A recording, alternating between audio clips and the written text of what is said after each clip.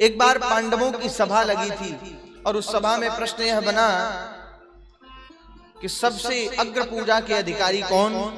तो पांडवों के लिए अग्र पूजा के अधिकारी केवल गोविंद है। वहीं बैठा था शिशुपाल, तड़क कर खड़ा हुआ, जिसके माँ का पता नहीं, जिसके बाप का पता नहीं, वो पहले पूजा का अधिकारी। कोई कहता है देवकी नंदन है, तो कोई कहता है नहीं नहीं यशोदा नंदन है, कोई कहता है नहीं वसुदेव नंदन है, तो कोई कहता है नहीं नहीं नंद नंदन है। जिसके माँ का पता नहीं, जिसके बाप का पता नहीं, वो प्रथम पूजा का अधिकारी नहीं हो सकता। भगवान को गालियों पर गालियां देने लगा तो अंत में भगवान के शरीर से भगवान ने अपने चक्र को निकाला और उसके सर को धड़ से अलग कर दिया। लेकिन सबके देखते देखते उसके शरीर से एक दिव्य ज्योति निकलकर भगवान के चरणों में आकर प्रवेश कर गया। ये क्या है? बोले ये सद्यो मुक्ति है। दो प्रकार की मुक्ति का वर्णन है, सद्यो मुक्ति और क्रम मुक्ति। नाड़ियों का छेदन करते हुए योगी जन जिस मार्ग से मुक्ति को प्राप्त करते हैं वह क्रम मुक्ति है, और भगवत कृपा से जो मुक्ति प्राप्त होती है वह सद्यो मुक्ति है। और ये शिशुपाल की जो शत्रुता है वो कोई नई नहीं है। शिशुपाल दंतवक्त्र कोई और नहीं, भगवान के ही द्वारपाल जय और विजय हैं। और जब जब ये राक्षस बने तब तब भगवान नारद जी के श्राप को बहाना बनाकर धराधाम पर आए और इनका उद्धार किया। हिरण्याक्ष जय और विजय, हिरण्याक्ष हिरण्यकश्यपु बने तो हिरण्याक्ष ने पृथ्वी को बहाना बनाया और मुक्ति पाई। हिरण्यकश्यपु ने अपने पुत्र को बहाना बनाया और मुक्ति पाई।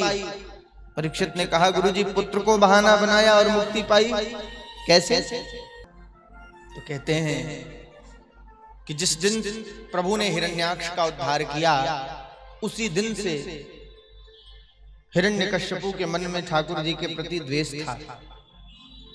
जंगल में तपस्या करने के लिए गया और जब तपस्या संपन्न हुआ तो बड़े बड़े राक्षसों को जीतकर स्वयं दैत्याधिराज बन गया और अपने पुत्र, उनकी पत्नी जो कयादु है, कयादु के गर्भ से उत्पन्न पुत्र प्रहलाद जो भगवान के परम भागवत हैं, उनको पढ़ने के लिए भेजा दानवीय विद्या।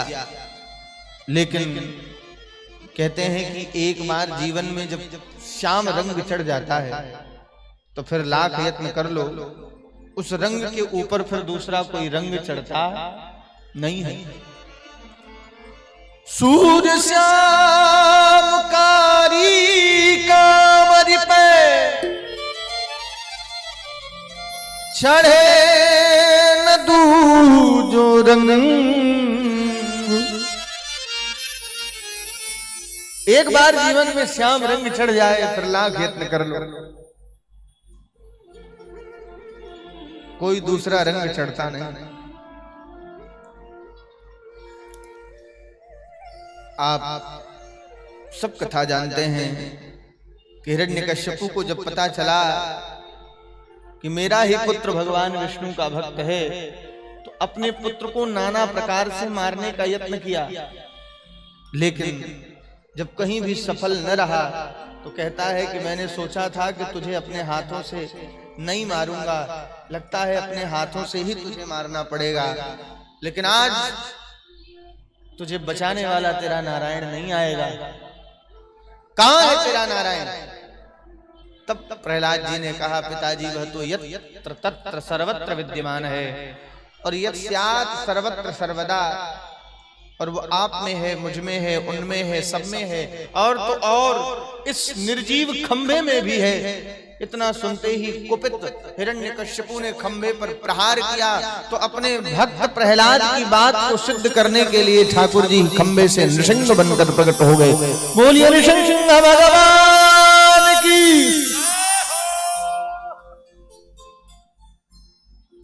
और हिरण्यकश्यपु को उठा लिया, द्वार पर दहलीज पर लेकर गए। हंसता है कि तुम मुझे मार नहीं सकते, क्यों? मैंने ब्रह्मा से वर पाया है। क्या पाया है? बोले 12 महीने में से किसी महीने में न मरूं। बोले बेटा चल, 13वां महीना मैंने बना दिया, अधिक मास। बाहर मरूं न भीतर, तो भगवान दहलीज पर लेकर बैठे थे। मनुष्य से मरूं न जानवर से, तो भगवान न मनुष्य है न जानवर है, नृसिंह है। कहता है कि अस्त्र से मरूं न शस्त्र से, तो भगवान ने अपने नखों को दिखाया। और खेल ही खेल में ठाकुर जी ने हिरण्यकश्यपु का उद्धार कर दिया। बोले भक्तवत्सल भगवान की।